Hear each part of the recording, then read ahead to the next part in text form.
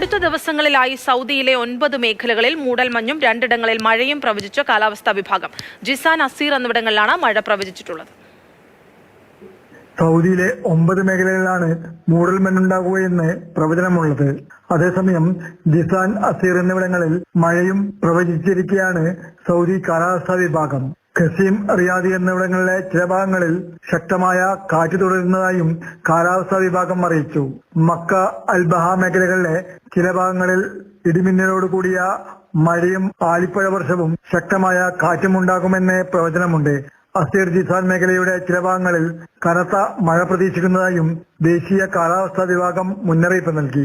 ഈ പ്രദേശങ്ങളിലെ ചില ഭാഗങ്ങളിലും കിഴക്കൻ പ്രവിശ്യയിലെ ചില ഭാഗങ്ങളിലും വടക്കൻ അതിർത്തികളിലും അൽജൌഫിലും തബൂക്കിലും മദീന മേഖലയിലെ തീരപ്രദേശങ്ങളിലും മൂടൽമഞ്ഞ് രൂപപ്പെടുവാൻ സാധ്യതയുണ്ടെന്ന് കേന്ദ്രം വിശദീകരിച്ചു. പൊടിക്കാറ്റിന് കാരണമാകുന്ന സജീവമായ കാറ്റ് ഖസീം, റിയാദ് മേഖലകളിലെ ചില ഭാഗങ്ങളിൽ തുടർന്നും ബാധിക്കുമെന്നും കിഴക്കൻ പ്രവിശ്യയുടെ വടക്കൻ ഭാഗങ്ങളിലേക്ക് വ്യാപിക്കുമെന്നും മുന്നറിയിപ്പുണ്ട്. Mathrubhumi news, Jeddah.